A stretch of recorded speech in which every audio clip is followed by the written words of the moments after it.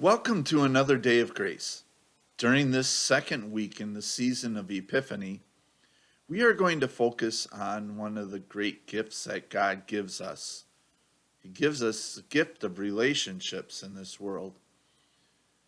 And He especially blesses the one that He established between one man and one woman, the gift of marriage. Listen to the words that He inspired to Solomon in Proverbs chapter 18, verse 22. The man who finds a wife finds a good thing, and he obtains favor from the Lord. Today's text comes from Solomon, and it is truly a remarkable expression. He does not talk about taking a wife, but about finding her. That a spouse is found is an integral part of the true marriage. From eternity, God intended for each person one who would walk through life with them. The happiness of marriage depends upon finding the person whom God has selected for us.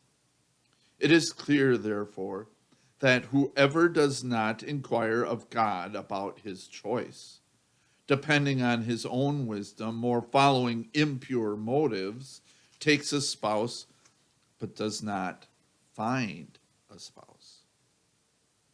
He may make his choice on the basis of fleeting beauty, uncertain riches, quickly dwindling honor, or the hope of good days or of a voluptuous life. What is the correct manner in which to conduct the search for a good spouse? The faithful God has already prepared the choice for us. We must therefore begin by turning to Him in heartfelt prayer and calling upon Him for direction and guidance. We must implore Him to open our eyes, to govern our hearts, and to graciously superintend the particulars. God has already shown us in His Word how a right spouse must be supplied. The second step in our search is to determine whether the person to be chosen truly loves the Lord, is on the path of salvation, and possesses the qualities necessary for a happy and blessed marriage that is pleasing to the Lord. But even this is not enough. In such important matters, we too easily deceive ourselves, for our heart is roguish and always gravitates toward the erring way. It is necessary, therefore, that we seek good counsel from experienced, conscientious, and reliable Christians, and particularly pious Christian parents.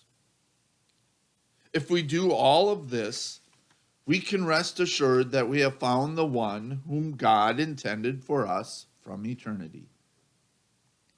Whoever follows this prescribed course for marriage finds in his spouse a good and precious treasure. Solomon also tells us, an excellent wife who can find? She is far more precious than jewels. With a virtuous wife, a faithful husband receives a helper who lightens for him the burdens of life. That wife receives in her husband a Lord who governs her with the reins of love. A protector who makes himself a shield for her against all attacks. A friend who lovingly cares for her. And a bishop who heartily takes care of her soul. Each of them finds in the other a heart that is faithful in love and in sorrow, in sickness and in health, in honor and in shame, in distress and in death. In today's text, Solomon declares that the one who finds a wife obtains favor from the Lord. Sinful weaknesses, which even pious spouses find in marriage, will be covered by God with the cloak of His grace. And that grace is never idle. God always accompanies his grace with doing good, pouring out 1,000 blessings in earthly and heavenly goods. What a blessing to have a faithful spouse. And as I've said before, none of that happens by chance. God has determined what is right for you. God has determined the spouse for you, the one that is right for you. For some, that spouse may not exist. Maybe God has determined that the right life for you is a single life, and that's okay. Maybe the answer to your prayer for a faithful spouse and a good spouse is not right now.